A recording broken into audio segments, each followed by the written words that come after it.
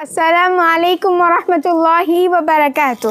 الحمدللہ رب العالمین والصلاة والسلام علی رسولہ الکریم، اما بعد۔ اعوذ باللہ من الشیطان الرجیم، بسم اللہ الرحمن الرحیم۔ رب اشرح لی صدری ویسر لی امری واحلل عقدۃ من لسانی یفقہوا قولی۔ ربی زدنی علما، ربی زدنی علما، اللہم ربی زدنی علما۔ نبی کریم صلی اللہ علیہ وسلم صفا پہاڑی پر، آپ اس کا پارٹ 1 دیکھ رہے تھے، اب اس کا پارٹ 2 لے کر میں آپ کے سامنے حاضر ہوں۔ اے بنی مرہ بن کعب، اپنے آپ کو جہنم سے بچا لو۔ اے بنی قصی، اپنے آپ کو جہنم سے بچا لو، میں تمہارے نفع نقصان کا مالک نہیں۔ اے بنی عبد شمس، اپنے آپ کو جہنم سے بچا لو۔ اے بنی عبد مناف، اپنے آپ کو جہنم سے بچا لو، کیونکہ میں تمہارے نفع و نقصان کا مالک نہیں۔ اے بنی ہاشم، اپنے آپ کو جہنم سے بچا لو۔ اے بنی عبد المطلب، اپنے آپ کو جہنم سے بچا لو، کیونکہ میں تمہارے نفع و نقصان کا مالک نہیں اور تمہیں اللہ سے بالکل نہیں بچا سکتا۔ میرے مال میں جتنا چاہو مانگ لو، مگر میں تمہیں اللہ سے بچانے کے لیے کوئی اختیار نہیں رکھتا۔ اے عباس بن عبد المطلب، میں اللہ سے بچانے کے لیے تمہارے بھی کچھ کام نہیں آ سکتا۔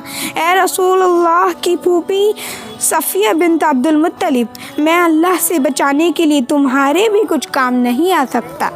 اے رسول صلی اللہ علیہ وسلم کی بیٹی فاطمہ، جو مال چاہو مانگ لو، مگر اپنے آپ کو جہنم سے بچا لو، میں تمہارے بھی اللہ سے بچانے کے لیے کچھ کام نہیں آ سکتا۔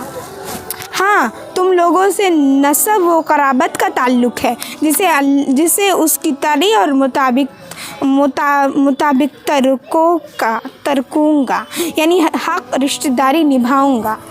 اس ڈراوے کے بعد لوگ ادھر ادھر بکھر گئے اور ایسا کوئی بیان نہیں ملتا کہ فوری طور پر لوگوں نے کسی قسم کی مخالفت یا تائید کی ہو۔ البتہ ابو لہب بدسلوکی سے پیش آیا۔ اس نے کہا، تو سارے دن غارت ہو، تو نے اسی لیے ہم کو اکٹھا کیا تھا۔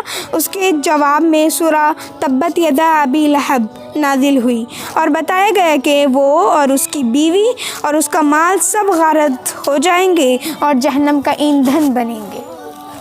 جہاں تک عام لوگوں کا تعلق ہے تو لگتا ہے کہ وہ یہ ڈراوا سن کر حیرت اور تعجب میں پڑ گئے اور فوری طور پر کوئی فیصلہ نہیں کر سکے کہ انہیں کیا کرنا چاہیے۔ لیکن جب گھروں کو واپس ہوئے اور پھر طبیعتوں کو قرار آیا، حیرت و تعجب ختم ہوا اور مطمئن ہو گئے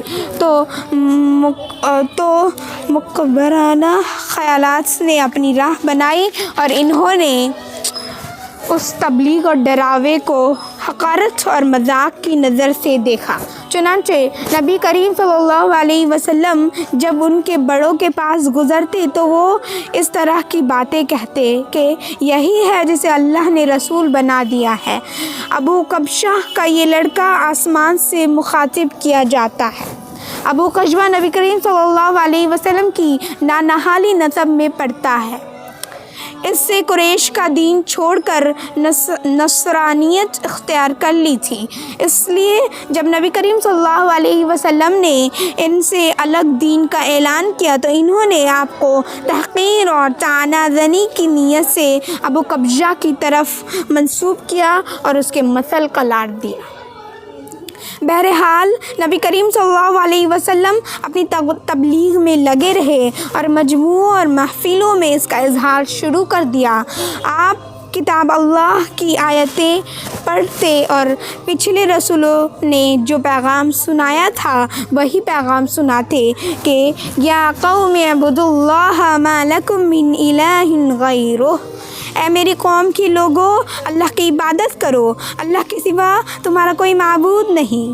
اس کے ساتھ ہی آپ نے لوگوں کی آنکھوں کے سامنے کھلم کھلا اللہ کی عبادت شروع کر دی۔ ایک ایک کر کے بہت سے لوگ مسلمان ہوتے گئے اور جو مسلمان ہوئے ان میں اور ان کے گھر کے دوسرے لوگوں میں دوری اور نفرت بھی پیدا ہوتی گئی۔